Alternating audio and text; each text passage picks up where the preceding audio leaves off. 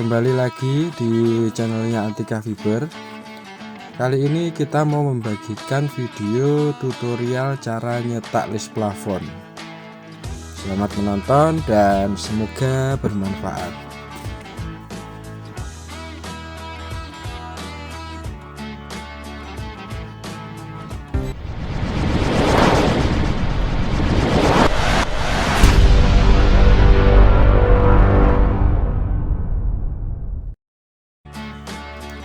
Oke, nah ini untuk bahan-bahannya.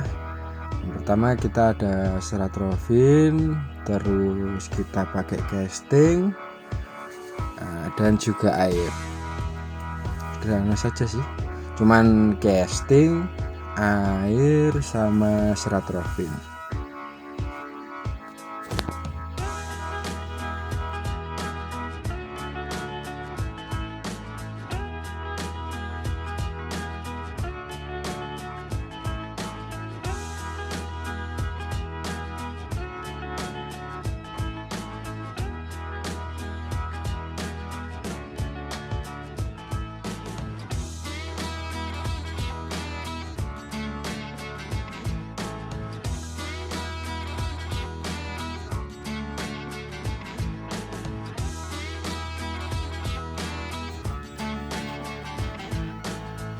Oke, pertama kita tuang air dulu ke ember. Ini ember yang biasa dipakai buat tukang bangunan itu sih ukurannya. Kita kira-kira airnya setengah ember aja. Nah, lalu setelah itu kita masukkan castingnya. Nah, di sini kalau untuk takaran sih kita pakai perkiraan aja ya. Jadi masukkan casting aja ke dalam airnya tadi itu sampai kira-kira dia penuh. Jadi kita nggak pakai air berapa gayung atau castingnya berapa perbandingannya gitu sih, enggak juga sih.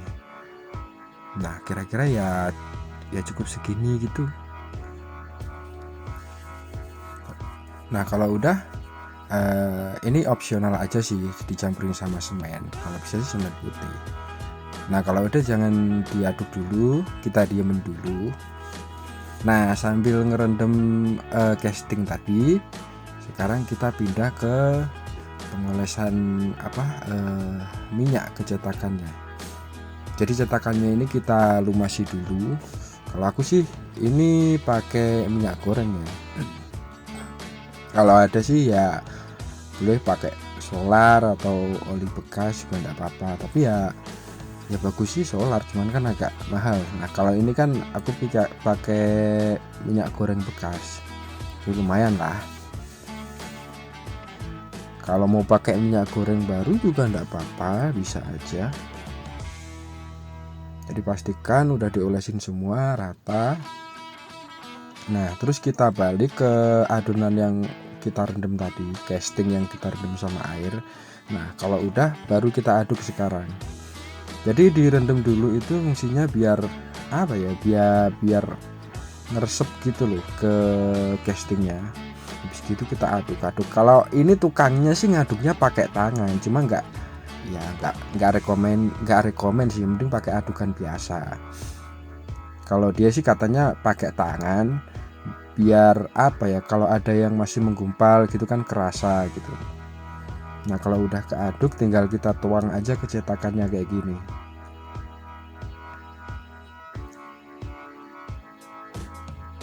Nah, jangan lupa diketok-ketok juga sih biar gelembung-gelembungnya itu loh yang biasanya bikin bolong-bolong atau berpori-pori itu dia naik. Jadi hasilnya nanti permukaannya bisa halus. Dan itu ngetoknya cukup pas nuang adonan pertama aja ya. Jadi lapisan pertama ini kita tuang, kita penuhin, kita tutupin semua motif. Nah, habis gitu nanti kita ketok-ketok biar gelembungnya itu naik. Jadi hasilnya nggak banyak pori-pori atau nggak berlubang-lubang gitu. Nah, diketok-ketok kayak gini aja cukup. Nah, kalau udah dirasa cukup ya, udah nutupin semua motif yang adonan pertama. Nah, ini serat rofin tadi yang udah kita potong. Kalau untuk potongannya sih terserah lah ya ukurannya, yang penting kita potong-potong. Nah kita taburin ke atasnya kayak gini terus sampai rata, nutupin semua cetakan. Nah kalau si tukangnya ini bagian ujungnya itu dia ditekuk. Nah tujuannya biar nanti kalau pas kering lekuan atau tekuannya dari rofin tadi dia itu bisa dipakai buat ngegantung hasilnya nanti di paku di tembok.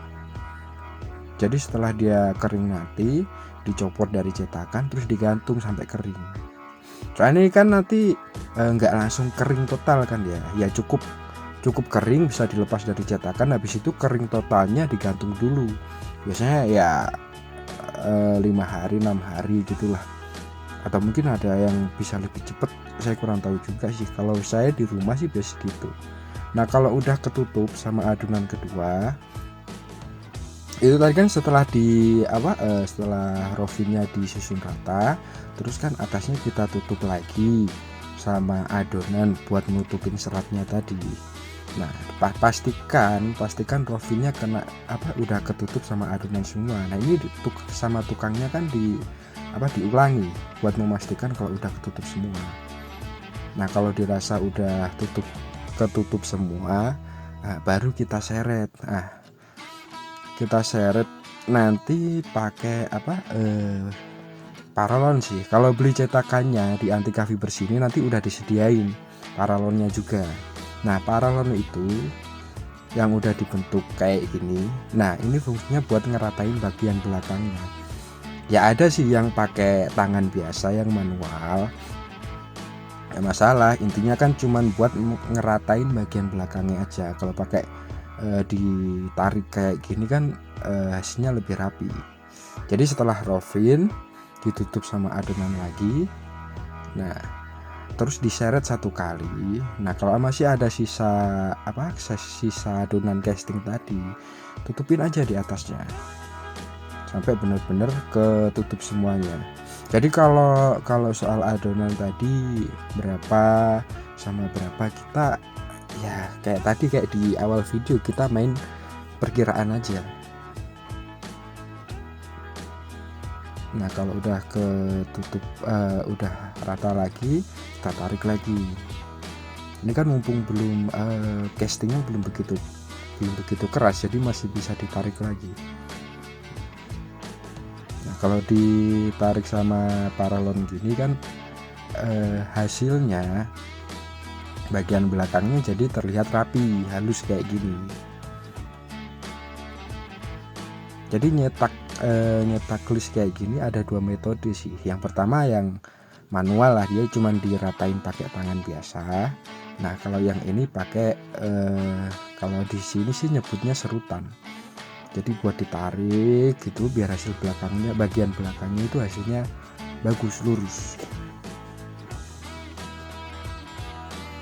Nah kalau dirasa udah benar-benar rata kayak gini, udah kita tinggal rapiin aja bagian ujung sini sama ujung sana. Kalau ujung sana tadi kan udah rapiin, tinggal rapiin bagian ujungnya aja. Nah itu kan castingnya ada yang ditekuk gitu. Nah itu nanti buat biar nanti pas kering udah bisa dilepas terus langsung digantung, dijemur. Ini hasilnya kalau udah diserut, jadi lumayan rapi bentuknya dia.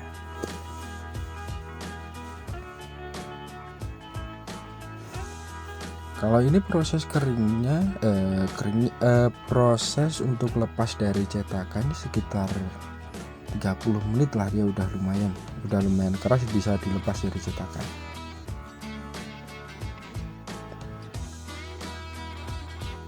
Nah ini kan udah keras dia, jadi udah bisa dilepas dari cetakan. Langkah awalnya ya ini kita bersihin dulu sisa-sisa adonan yang ke samping gitulah, kita rapikan, kita bersihkan. Nah untuk proses melepas dari cetakannya kita angkat dulu cetakannya dari meja lah, dari mejanya. Nah, kita getok-getok aja bagian sampingnya pelan-pelan. Ini tukangnya pakai tangan sih, ya karena udah terbiasa dia pakai tangan gitu.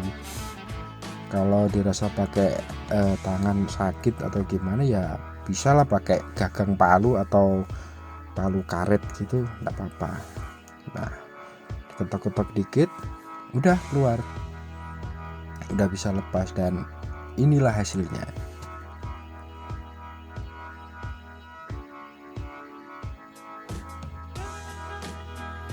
Oke, sekian video tutorial dari saya, semoga bermanfaat. Dan kalau mungkin ada yang mau ditanyain atau mau ngobrol santai soal cetakan kayak gini, bisalah ikut di live streaming kita, biasanya pukul 9 malam. Jadi jangan lupa di subscribe, notifikasinya dibunyikan biar nanti kalau kita live ada notifikasi di HP penjenengan. Oke, terima kasih, sampai jumpa di video tutorial berikutnya.